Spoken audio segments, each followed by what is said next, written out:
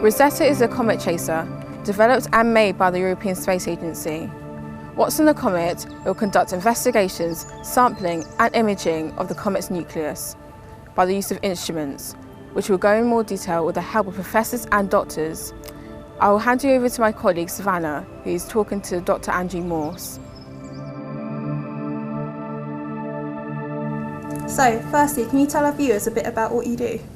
I work on the Rosetta space mission, which is a mission which is arriving at a comet and going to put a lander actually onto the surface of the comet.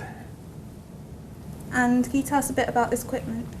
This is a model of the lander which is going to be released from the Rosetta orbit in November. It's going to land on the comet, and this shows the inside of the lander and all the different instruments on the lander. There's 11 instruments in total. So we built the Ptolemy instrument, which is this instrument here, so these two gas tanks and the black box behind.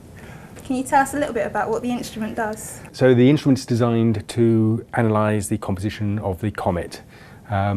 So the lander systems will collect a sample of comet from a depth of about 20 centimetres, pass it over to our instrument, that's then heated, and the gases that come off we then analyse to see what the comet's made of.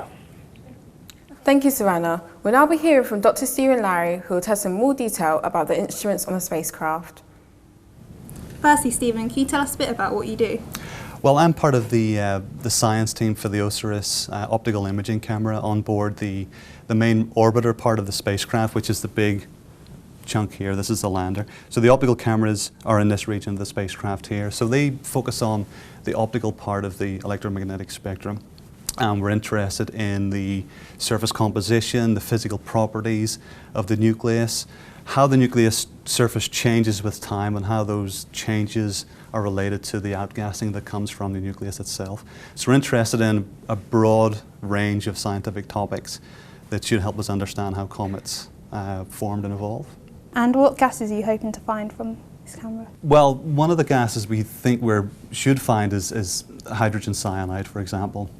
Although what we will probably detect is the daughter product. Hydrogen will break down into, the hydrogen will come off the carbon and nitrogen molecule to leave the CN. So we should hopefully see the signature of that. And so we have a collection of filters on board the instrument to isolate certain gases, CN being one of them, as well as sodium, ammonia, which is NH3, and various other compounds. So it should be quite interesting.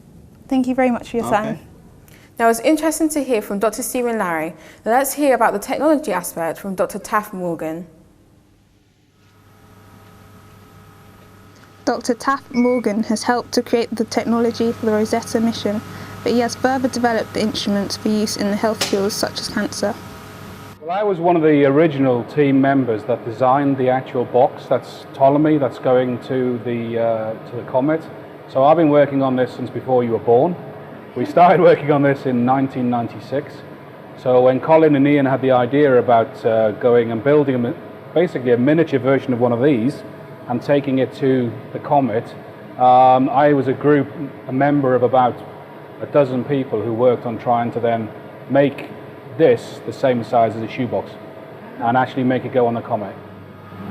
And how have you adapted the technology within the Rosetta mission? Obviously we had to make it much smaller, so it's now the size of, say, a shoebox. It weighs about 4 kilograms.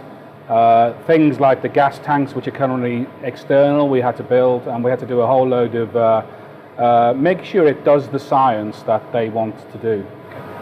Can you tell us the different ways technology has been used for? We've used it for things like healthcare, so cancer detection. We've used it for things like drinking water, environmental monitoring, and more recently, bed bugs. So these are little vampires that live in hotel rooms, or possibly in your own house. And these bed bugs will then potentially suck your blood. They come out at night and they suck your blood. Obviously hotels don't want that. They don't want their customers to be bitten. So we need ways of trying to detect them and obviously deal with the problem as soon as possible. So we built a machine that kind of uses the same ideas as Ptolemy in the same way as we collect gas, we separate it and we analyse specific marker compounds. We can look for bed bugs in hotels. Wow. We'll now be hearing from Professor Ian Wright, who will expand on the Rosetta mission and his involvement. How did you become involved in leading a Rosetta mission? Well, I'm something you call a cosmochemist. I'm interested in studying the chemical composition of the solar system. And we do that in a number of ways, and one of them is by studying things in the laboratory, things like meteorites, which we've got, we can put in our hands and put them into instruments in the lab. But comets are a part of the solar system, and I wanted to study comets. And many years ago, there was a plan to actually go and collect the sample of a comet and bring it back to Earth. But it ended up being just too difficult to do and too expensive. So we thought, well, why don't we just take our instruments to the comet instead? And that's how Rosetta was born, and that's how I got involved with it. What is a comet, and why is it important to land on one?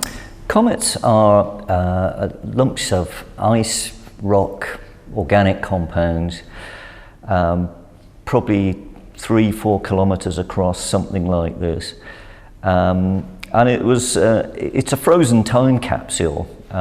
They were formed at the same time as the solar system formed, 4.5 billion years ago. And the Earth ultimately formed from things like comets. But the comets themselves that you can go and study today are actual remnants of that process from 4.5 billion years ago. So you're just looking back in time at what things were like back then.